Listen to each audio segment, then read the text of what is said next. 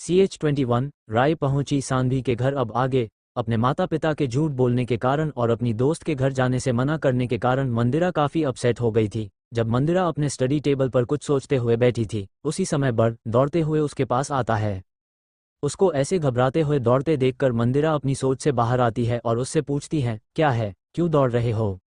मंदिरा की बात करता देख उसने अपनी मुंह पर एक उंगली रखते हुए इशारा किया, जैसे कह रहा हो चुप चुप, बात मत करो। जब मंदिरा ने उसे नीचे से ऊपर तक गौर से देखा तो वो अबाक रह गई। यह क्या हालत बना लिया है तुमने? उसके मुंह से एकाएक ही निकल गई। बडू ने फ्रॉक पहना था, पैरों में न्यू सैंडल्स, मुंह पर चारों और लिपस्टिक लपेटा हुआ, बालों में हेयर बैंड बो भी उल्टा। मंदिरा ने एक चीज नोटिस किया तो पता चला ये सभी बीजे रुमा के थे, और इस बात से वो हैरान होने से खुद को रोक ना सकी। हा हा हा हा हा हा, उसके हालत देखकर मंदिरा खुद को रोक ना सकी और जोर से हंस पड़ती है। बेचारा बटू चलता फिरता एक जोकर बनकर रह गया था। कहा उसने सोचा था रुमा की नकल करेगा और उससे भी अच्छा दिखेगा, पर यहाँ तो उसकी खुद की दीदी ये देखकर हंस रही थी। क्या मैं आता नहीं लग रहा? उसने मुंह लटका दिया और पूछा। उसके सवाल करने से मंदिरा ने हंसी को कंट्रोल कर लिया, फिर कहती है, बड़ क्या तुम पिटना चाहते हो? ये सुनकर उसने अपना सरनामे हिला दिया। सान्वी का घर। सान्वी बात लेने के बाद अपनी रूम में रेडी हो रही थी। उसी समय पर की मोबाइल बजने की आवाजें आई, जो उस वक्त उसके स्टडी टेबल की ऊपर ही रखा हुआ था। हाँ बोलो, उसने फ़ोन को अपने कान पर रखकर कहा। मैं 3 बजे वहाँ पर पहुँच रही हूँ। दूसरी तरफ से आवाज़ आई। जब सान्वी ने उसके आने की टाइम पर ध्यान दिया तो उसने नकारते हुए कहा, नहीं नहीं, उससे पहले ही आ जाओ। सान्वी ने मन में सोचा, अगर तुम पहले नहीं आए तो सारे अरेंजमेंट तो गया पानी में। लेकिन दूसरी तरफ से कहा। उसके बात को बीच में ही काटते हुए सान्वी ने कहा, कोई लेकिन बेकिन नहीं, तुम 12 बजे के करीब पहुंच जाओ यहाँ। दूसरी तरफ उधर राई सोच रही थी अब क्या करे। कुछ देर रुककर उसने कहा, मैं तुम्हें बाद में बताती हूँ, फिलहाल मूर्ति आई गई है। बाहर एक कोलाहल सुनाई दे रहा था, जय माँ मनसा की जय। चलो मैं फ़ोन रखती हूँ। राई ने हड़बड़ाते हुए फ़ोन रख दिया। सान्वी एक उलझन में उलझ पड़ी। किचन में मामी जी ने बहुत ही अच्छे से सभी प्रकार व्यंजन बनाए थे। उनके उत्सुकता को देखकर स्वप्ना जी ने पूछा, क्या बात है बड़ी बहू, आज इतना सब? जी माँ, वो सान्वी की एक दोस्त आज पहली बार हमारे घर आ रही है, बस उसके लिए, पूर्णिमा जी ने कहा। स्वप्ना जी ने आगे और कुछ नहीं कहा और किचन के बाहर चली जाती हैं। ट्रेन में शोभा जी लोअर बर्थ पर लेटी हुई थी। उनके बर्थ के अपोजिट वाली सीट पर चारू, गौतम जी और मुकेश एक साथ बैठे थे। चारू बीच बीच पर अपनी मम्मी के ऊपर ध्यान रख रही थी। आधे घंटे बाद उनकी ट्रेन अपने गंतव्य पर पहुंच गई। पिछली बार की तरह इस बार भी मुकेश बाइक को लेकर आगे निकलता है। उसके बाद गौतम जी और चारू शोभा जी को पकड़कर प्लेटफॉर्म पर लाते हैं। अब प्लेटफॉर्म से वो घर तक आने के लिए कैब बुक करते हैं। आसनसोल से यहाँ तक का सफ़र 4 घंटे की थी, जिस वजह से चारू के कैब पर आंखें लग जाती हैं। उसे सुकून से सोते देखकर गौतम जी के चेहरे पर मुस्कान तैर गई। उधर मीनाक्षी जी और राय ने पूजा स्थल सुसज्जित और बाकी के काम को संपूर्ण कर चुके थे। महेंद्र जी ने मूर्ति को यथास्थान पर रख देते हैं। मूर्ति के मुखड़े पर अभी पेपर से बंधा हुआ था और यह पर्दा पंडित जी खुद हटाते हैं। पूजा के मुहूर्त का समय रात के 11 बजे की थी। उससे पहले माता के घट को लाना होगा, यह निश्चित किया गया। सब कुछ हो जाने के बाद मीनाक्षी जी किचन में खाना पकाने लगी। उन्होंने राई से पूछा, क्या तुमने विशाखा को बताया? वो कब आ रही है? था तुम उसे लेने जाऊंगी, मैं अभी उससे पूछ लेती हूँ, राई ने कहा। मीनाक्षी जी से बात करते हुए ही राई ने विशाखा को फ़ोन किया। हाँ, राई कही। दूसरी तरफ से विशाखा फ़ोन उठाते हुए ही बोली, कब तक आएगी? अंकल भी साथ आ रहे हैं ना? उसने सवाल किया। हाँ, पापा और मैं शाम के 5 बजे तक पहुंच जाएंगे, विशाखा ने जवाब दिया। ठीक है, कहकर राई ने फ़ोन रखा। तो कब आ रहे हैं? पूजा के मुहूर्त का समय रात के 11 बजे की थी। उससे पहले माता के घट की लाना होगा, यह निश्चित किया गया। सब कुछ हो जाने के बाद मीनाक्षी जी किचन में खाना पकाने लगी। उन्होंने राई से पूछा, क्या तुमने विशाखा को बताया? वो कब आ रही है या तुम उसे लेने जाऊंगी? मैं अभी उससे पूछ लेती हूँ, राई ने कहा। मीनाक्षी जी से बात करते हुए ही राई ने विशाखा को फ़ोन किया। हाँ राई कहो। दूसरी तरफ से विशाखा फ़ोन उठाते हुए ही बोली, कब तक जाएगी? अंकल भी साथ आ रहे हैं ना? उसने सवाल किया। हाँ, पापा और मैं शाम के 5 बजे तक पहुंच जाएंगे, विशाखा ने जवाब दिया। ठीक है, कहकर राई ने फ़ोन रखा। तो कब आ रहे हैं? मीनाक्षी जी पास में खड़ी थी। उन्होंने राई के तरफ भौं उठाकर सवाल किया। 5 बजे, राई ने उत्तर दिया। राई ने मीनाक्षी जी की ओर देखकर कहती है, मम्मी मैं सान्वी को लाने जा रही हूँ। उसने मुझे 12 बजे तक पहुँचने को कहा था, पर अभी 12:30 हो चुकी है। मीनाक्षी जी ने कहा, ठीक है, सावधानी से जाना। राई ने अपना सिर हिला दिया और रेडी होने लगी। उसने आज एक फ्लोरल प्रिंटेड टॉप और जीन्स पहनी हुई थी। कंधे तक आते बाल उसके खुले छोड़े हुए थे। मुंह पर कोई मेकअप नहीं था। बाई कलाई पर एक स्मार्ट वॉच। इस सिंपल सी सादगी में भी वो बहुत ही सुंदर और एलिगेंट दिख रही थी। राय अपनी साइकिल लेकर अपने मंजिल की ओर चल पड़ती है। दूसरी तरफ सान्वी अभी तक उलझन में थी अपने घर वालों राय के आने के टाइम को बताएगी कि नहीं। उसने खुद से सोचा, मामी कितनी एक्साइटेड थी सुबह से। उन्होंने न जाने कितना ही टेस्टी टेस्टी खाना बनाई है। सब बेकार चला जाएगा। सान्वी ने कुछ गहरी सांस ली और अपने आप को सज्ज करने लगी। सान्वी, सान्वी, बाहर से कोई सान्वी को बुला रहा था। सान्वी बाहर आते हुए जब उसको देखा तो वो हैरान रह गई। उसके घर के गेट के बाहर साइकिल लेकर राई खड़ी हुई थी। राई को देखकर ही सान्वी के खुशी का ठिकाना न रहा। उसने जल्दी से राई को हम करते हुए हंसकर कहती हैं, वेलकम माय डियर फ्रेंड। वो सीधा राय को घर के अंदर लेकर आती है। राय सबसे पहले अंदर आकर नानी जी के पैर छूती है। सदा खुश रहो नानी जी ने आशीर्वाद देते हुए कहती है। नानी जी के पैर छूने के बाद राय एक एक करके पूर्णिमा जी, सान्वी के सारे मामू और छोटी मामी जी के पैर छूने लगी। सभी ने उसे आशीर्वाद दिया। सान्वी राय को अपने कमरे में रेस्ट करने के लिए ले जाती हैं। तब तक बड़ी मामी जी ने शरबत और कुछ मीठे को लेकर सान्वी के कमरे की ओर चली जाती हैं। इन्होंने सीधा राय की हाथ पर वो सब जमा देती हैं। राय भी सुबह से पूजा के चक्कर में भूखी थी। उसने पलक झपकते ही सारे मिठाई को सफाचट कर दिया। पूर्णिमा जी समझ जाती हैं राय को भूख लगी है। उन्होंने सान्वी और राय दोनों के तरफ देखकर कहा, तारांकन अभी बातें कर लो, 15 मिनट पर लंच के लिए आ जाना।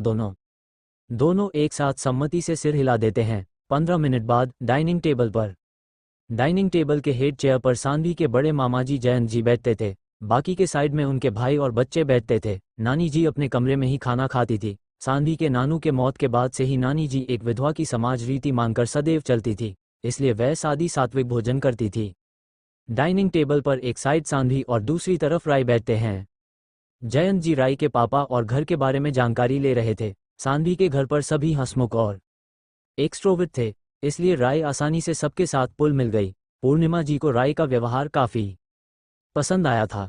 सान्वी के कमरे में राय ने सान्वी से कहा, 2 दिन रहना है वहाँ, उस हिसाब से पैकिंग किया है ना। उसके जवाब में सान्वी ने कहा, हम पैकिंग कर लिया है। दोनों सहेलियां ऐसे ही इधर उधर की बातें करने लगे। करीब 4 बजे राय और सान्वी घर जाने के लिए निकल पड़ते हैं।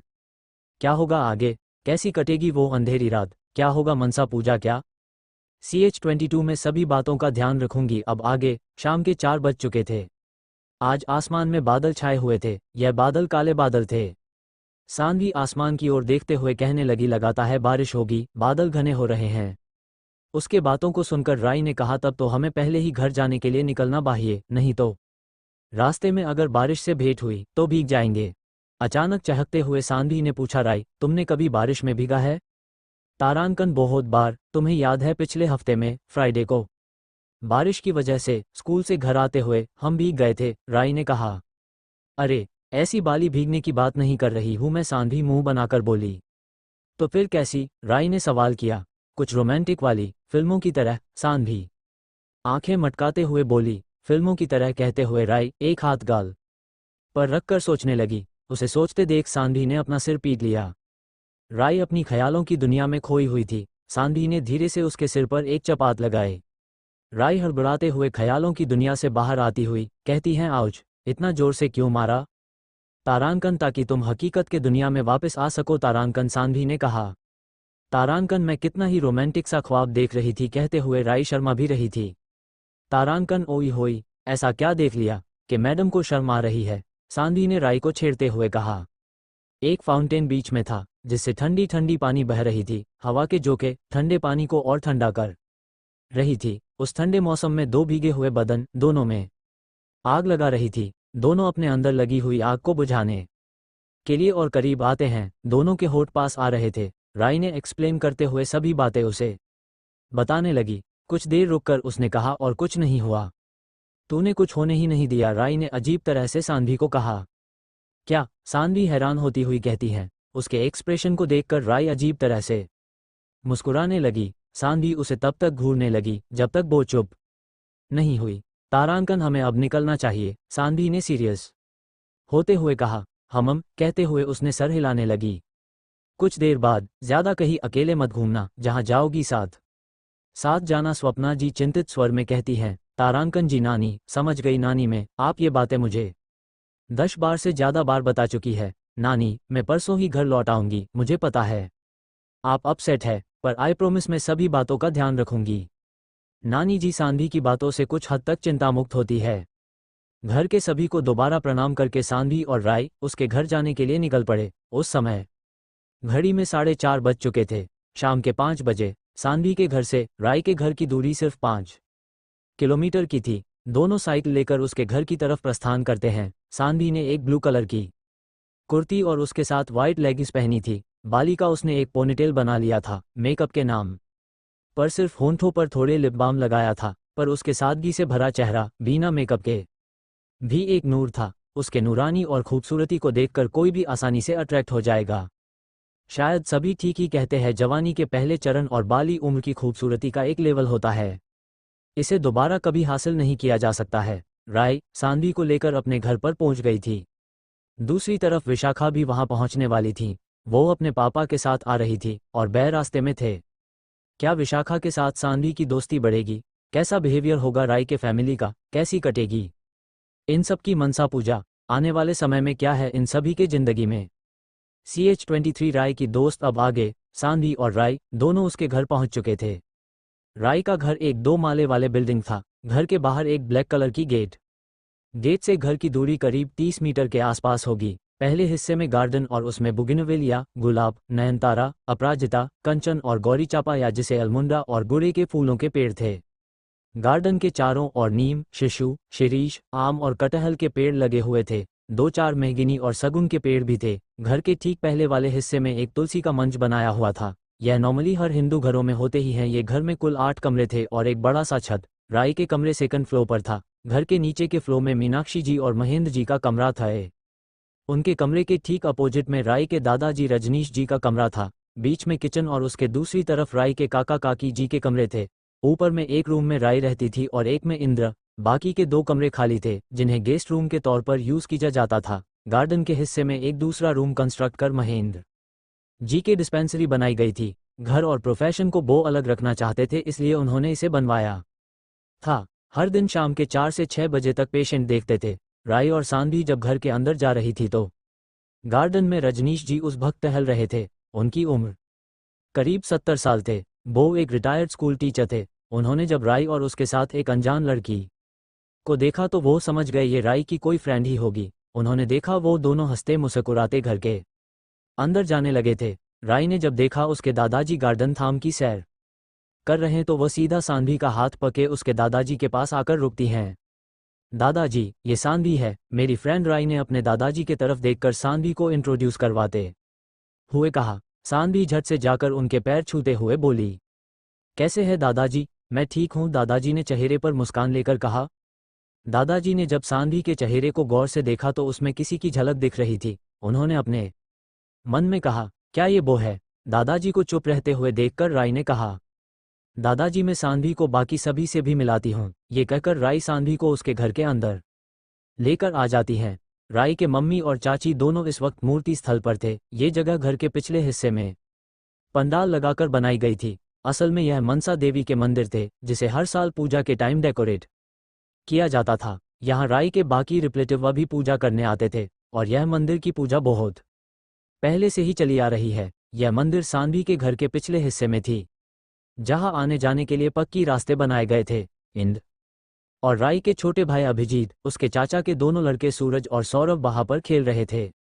मीनाक्षी जी, राय के चाची रूबी जी और बहुत सी औरतें आपस में पूजा को लेकर बातें कर रही थी। महेंद्र जी किसी अधेड़ उम्र के आदमी के साथ बात कर रहे थे और बीच बीच में अपने सिर को हिलाकर कुछ भाव व्यक्त कर रहे थे। जब राय सान्वी को लेकर वहां पर पहुंची तो सब उन दोनों को देखने लगे। सान्वी और राय दोनों की खूबसूरती वहां पर अलग चमक बिखेर रही थी।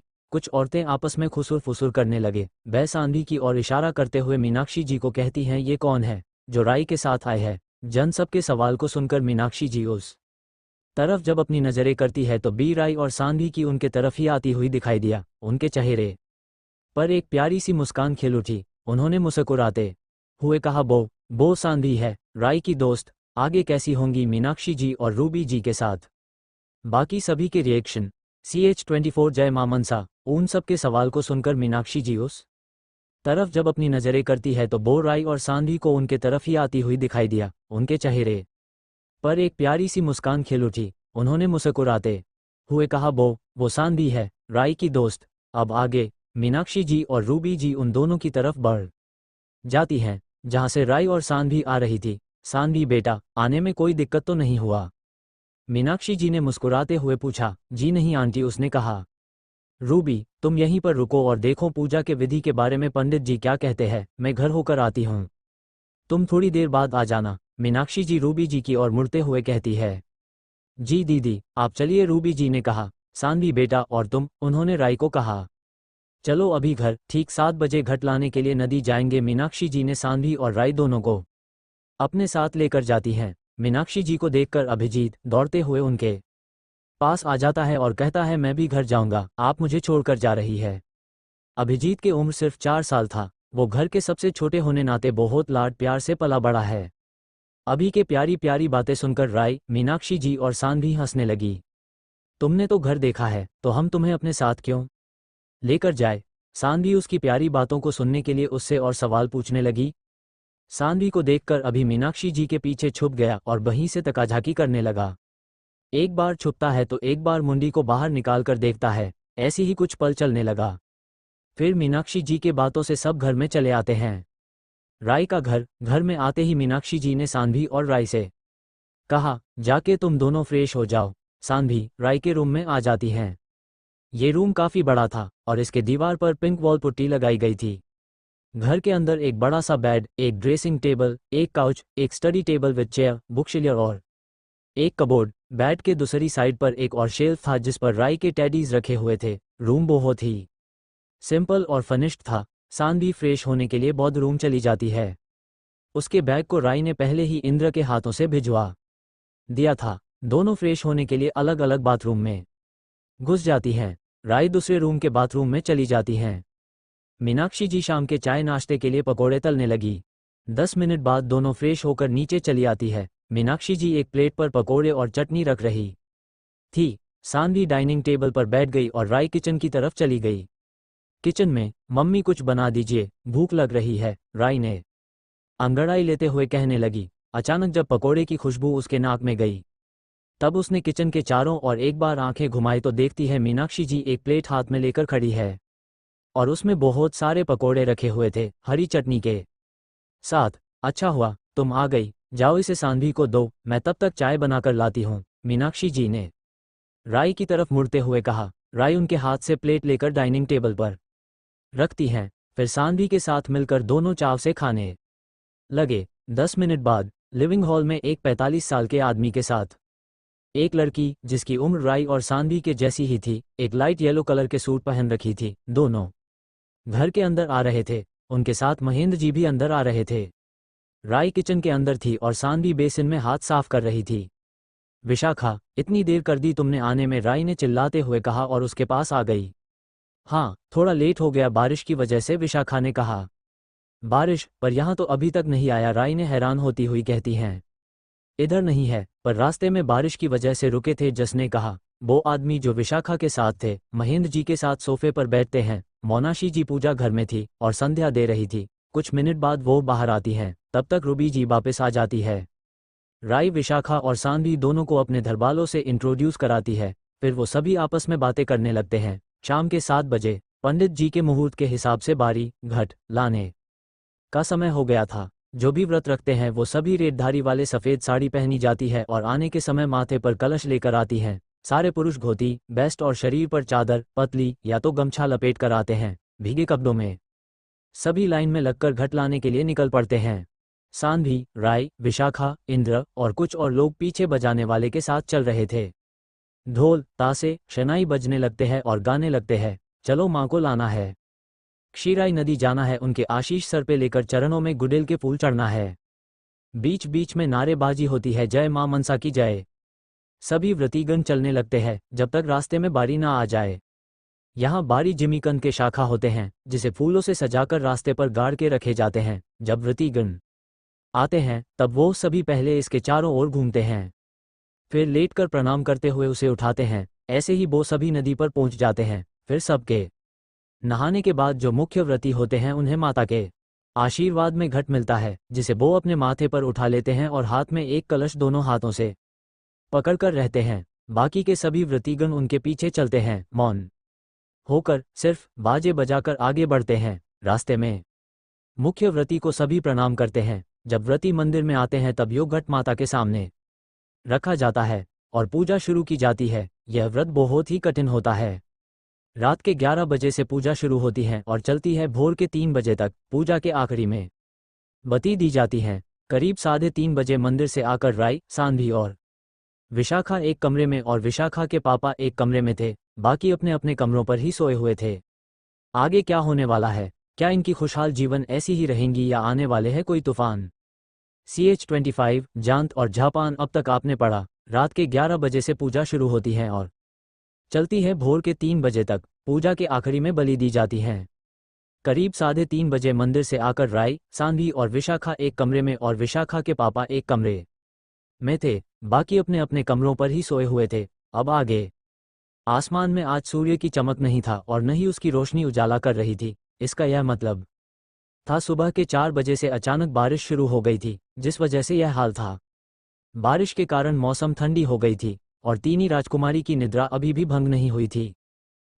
घड़ी पर सुबह के 7 बजे बजने के संकेत मिल चुका। रात में सभी देर से सोने के कारण किसी के भी आंख अभी नहीं खुली थी सिवाय मीनाक्षी जी और रूबी जी के। दोनों की आदत थी 5 बजे उठने की, जिस कारण वह दोनों उठ गई थी। जब मीनाक्षी जी ने देखा 7 बज गए हैं तो वो उनकी राजकुमारियों को जगाने के लिए जाती है, पर रूम में जाकर जो देखती है उससे वो अपनी हंसी को कंट्रोल नहीं कर पाती है और जोर से हंस पड़ती है।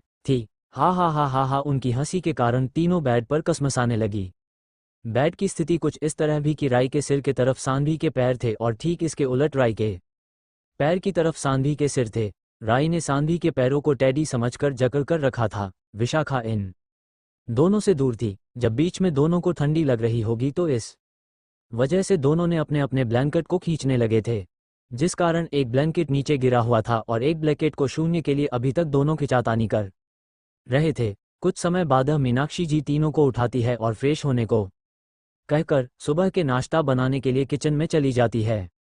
बारिश पहले ही रुक गई थी और आसमान थोड़े साफ हो गया था। घर के सभी बड़े जैसे दादाजी, महेंद्र जी, जितेंद्र जी, विशाखा के पापा, राजेंद्र जी, राय के चाचा जी और पास के एक पड़ोसी बाहर गार्डन एरिया बैठे हुए थे और सुबह के चाय की चुस्की लेते हुए अखबार पढ़ रहे थे। बीच बीच में खबरों को लेकर और राजनीति को लेकर बहस चल रहा था। राय, सांधी और विशाखा तब तक रेडी होकर नीचे आ जाते हैं। जब वो तीनों बाहर गार्डन की तरफ देखते हैं तो गार्डन में सभी को एक साथ बैठे हुए देखते हैं। बैठ गया है पंचायत, राय ने उस तरफ देखकर कहा। पंचायत वर्ड सुनकर सांधी तुरंत कहती है, चलो ना हम सभी मिलकर कुछ करते हैं। क्या तुम दोनों ने पंचायत का सीजन भी देखा? तारांकन। राय और विशाखा ने अपनी गर्दन हिला देती हैं। तीनों सहेलियां कुछ और बातें करने लग जाती हैं। ऐसे ही समय बीत गया और समय ब्रेकफास्ट से लंच तक पहुंच जाता है।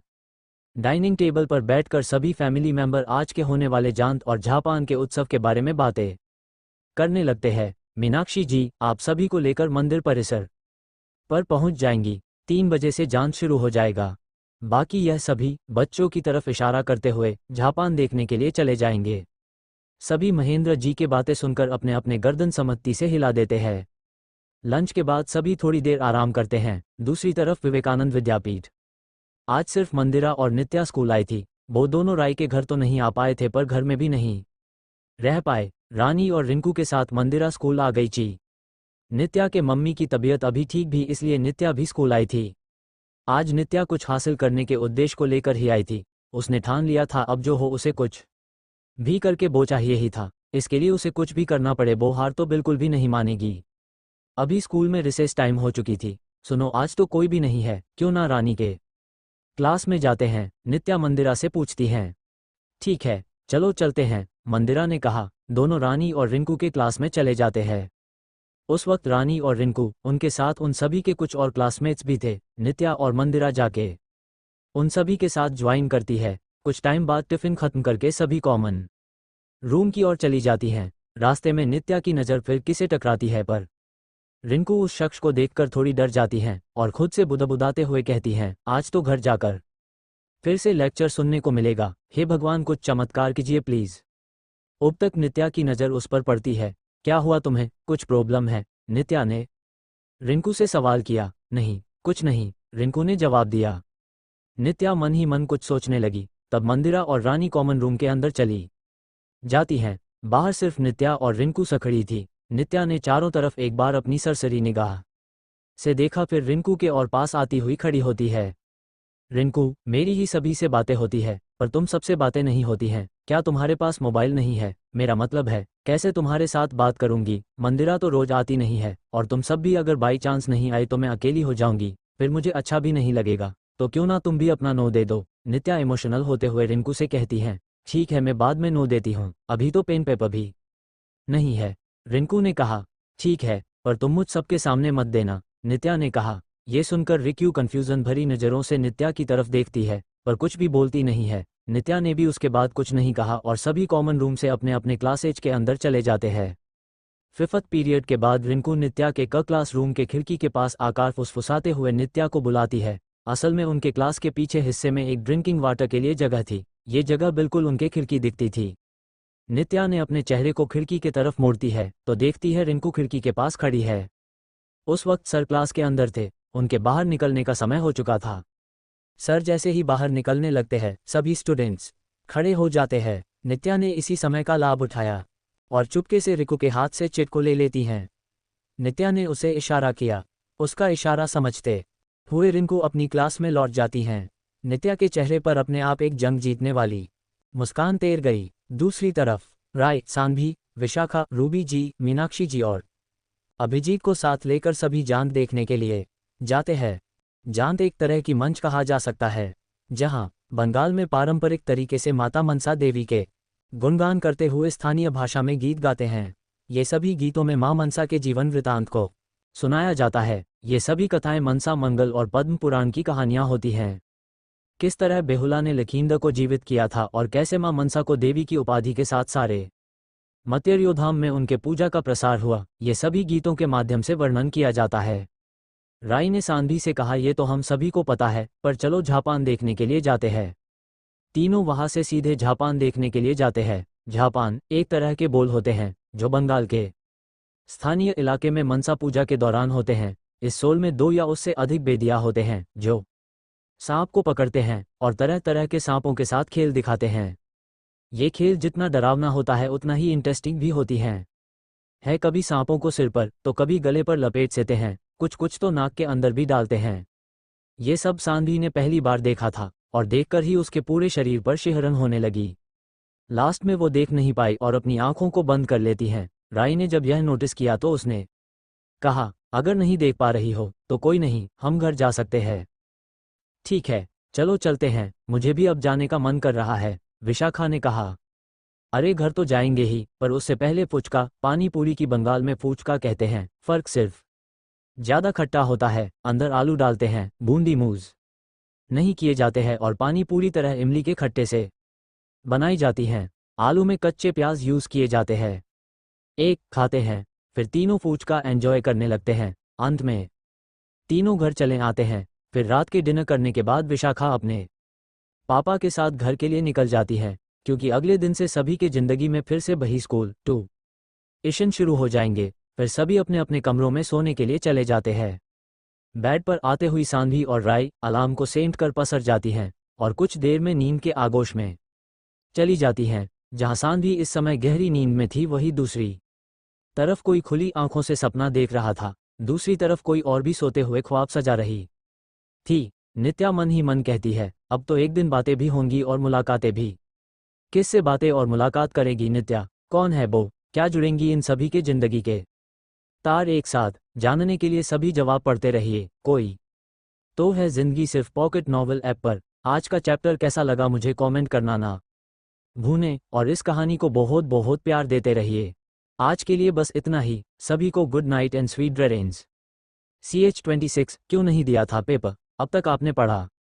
रात के डिनर करने के बाद विशाखा अपने पापा के साथ घर के लिए निकल जाती है, क्योंकि अगले दिन से सभी के जिंदगी में फिर से वही स्कूल ट्यूशन शुरू हो जाएंगे। फिर सभी अपने अपने कमरों में सोने के लिए बले जाते हैं।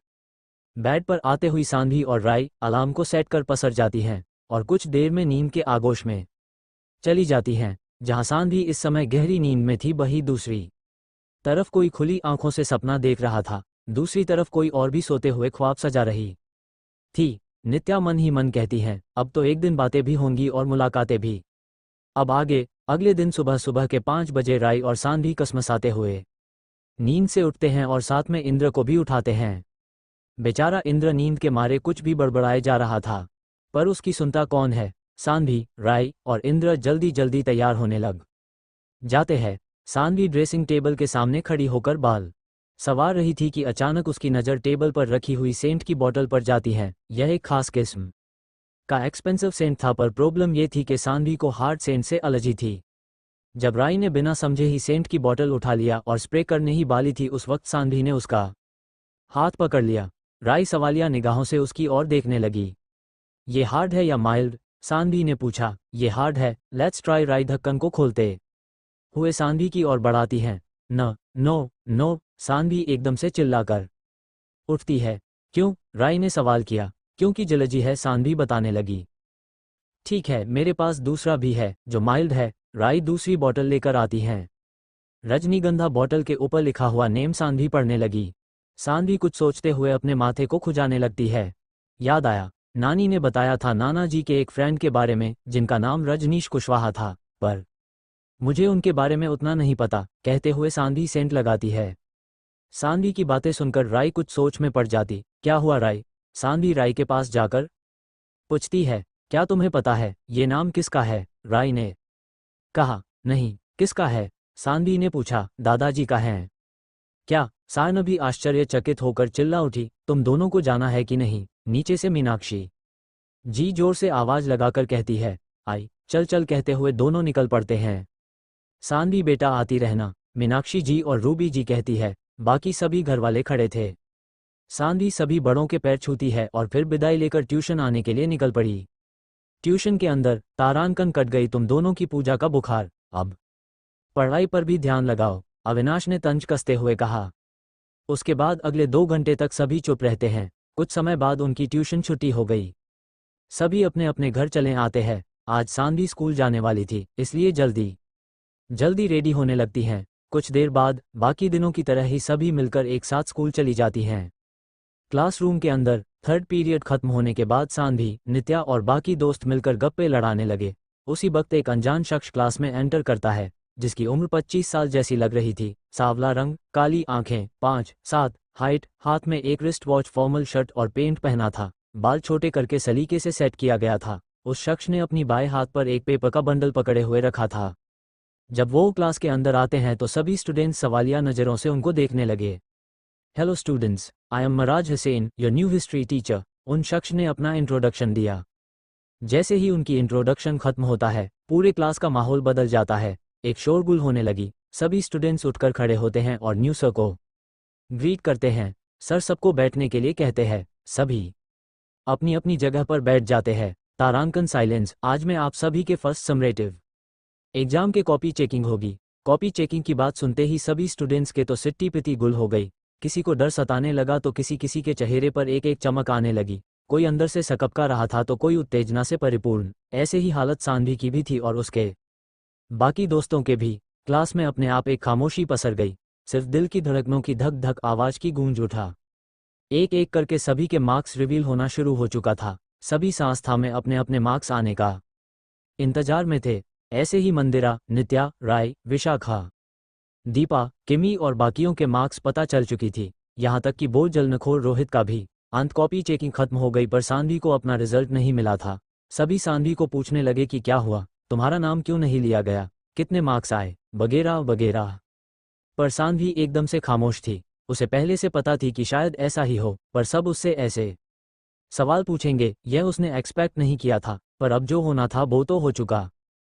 फर्स्ट बेंच पर वो सभी बैठते थे, जिस कारण से सर को भी यह क्वेश्चन सुनाई पड़ चुका था। उन्होंने खुद से सांधी से पूछा, क्या तुमने एग्जाम दिया था? ये सवाल पूछने से उसे याद आता है कि उसने तो फर्स्ट समरेटिव एग्जामिनेशन के दौरान हिस्ट्री के पेपर नहीं दे पाई थी, पर अब पूरे क्लास उसी को घूर के देखने लगे थे क्योंकि वो खड़ी थी और उससे सवाल पूछा गया था।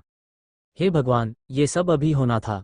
सान्वी खुद में बुदबुदाने लगी। अचानक उसकी नज़र रोहित पर गया, जिसके चेहरे पर एक कुटिल मुस्कान था। सान्वी को बहुत गुस्सा भी आने लगी, पर वो चुप थी। उसने मन ही मन कहा, तारांकन, इसकी तोह में आंखें ही फोड़ दूं, चेहरे तो देखो जैसे बंदर की पूंछ। अचानक एक तेज आवाज गूंज उठी, तारांकन, मैंने तुमसे कुछ पूछा है। यह आवाज सर के थे। सान्वी हड़बड़ा गई। उसने धीरे से जवाब दिया, नहीं सर। तारांकन, क्यों नहीं दिया था पेपर? सर ने तेज आवाज से सवाल किया। सान्वी सिर झुकाए चुपचाप खड़ी रह गई। उसके मुंह से एक चू तक नहीं निकल रहा था। सभी के चेहरे पर एक आश्चर्य भाव उभर आए थे। सान्वी को घबराहट होने लगी कि आगे वो कैसे समझाए। सभी की नज़र उसके ऊपर टिकी रह गई। क्यों हिस्ट्री के पेपर सान्वी नहीं दे पाई थी? इस अकवर्ड सिचुएशन से कैसे निकलेगी सान्वी? अब आगे क्या होगा? CH-27 कोई तो है जिंदगी 27 अब तक आपने पढ़ा। अचानक एक तेज आवाज गूंज उठी, तारांकन, मैंने तुमसे कुछ पूछा है। यह आवाज सर के थे। सान्वी हड़बड़ा गई। उसने धीरे से जवाब दिया, नहीं सर। तारांकन, क्यों नहीं दिया था पेपर? सर ने तेज आवाज से सवाल किया। सान्वी सिर झुकाए चुपचाप खड़ी रह गई। उसके मुंह से एक चू तक नहीं निकल रहा था। सभी के चेहरे पर एक आश्चर्य भाव उभर आए थे। सान्वी को घबराहट होने लगी कि आगे वो कैसे समझाए। सभी की नज़र उसके ऊपर टिकी रह गई। अब आगे सान्वी को समझ ही नहीं आ रही थी कि वो क्या बोले। ऊपर से पूरा क्लास उसी की और पलके बिछाए जवाब के इंतजार में एकटक देखे जा रहे थे। कोई तो अविश्वास नजरों से घूर रहे थे। तारांकन, कुछ जवाब दो, आखिर कब तक ऐसी खड़ी रहोगी? मिराज सर दोबारा पूछते हैं। क्लास में पूरी तरह से सन्नाटा फैल चुका था। सान्वी अभी तक कुछ भी नहीं बोल पाई थी। उसे अंदर से बहुत ही घबराहट हो रही थी कि वो कैसे अपने बात को सर के सामने पेश करेगी। भला उसके बाद से क्या सर विश्वास करेंगे भी? वो कुछ भी बोले, पर सर को तो ये बेफजूल के बहाने ही लगेंगे। सान्वी इसी उधेड़बुन में कुछ देर इसी तरह चुप रहती है। वो सोचे जा रही थी कि कैसे अपने पक्ष को सर के सामने रखे। उधर सान्वी का कोई भी जवाब न मिलने से मिराज सर अंदर से कुपित हो गए थे, जिस कारण से क्लास का माहौल और भी गर्माने लगा था। अंत में सर का धैर्य जैसे ही टूटता है, बहुत जोर से चिल्लाते हुए कहते, गूंगी हो क्या? कुछ जवाब क्यों नहीं है? मैंने पूछा है, क्यों एग्जाम नहीं दिया था? सर की चिल्लाने की वजह से सान्वी अंदर से डर जाती है। उसकी धड़कन तेज हो गई और गहरी गहरी सांस लेने लगती है। कुछ देर बाद अपने धड़कन को शांत करने की चेष्टा करते हुए वो हड़बड़ाती हुई धीमी आवाज में बोली, सर, घर में कुछ अर्जेंट था, इसलिए हिस्ट्री के पेपर नहीं दे पाई थी। बाकी कोई भी पेपर मिस नहीं है। क्या अर्जेंसीज थी? सर ने एक दफ़ा फिर से सवाल किया।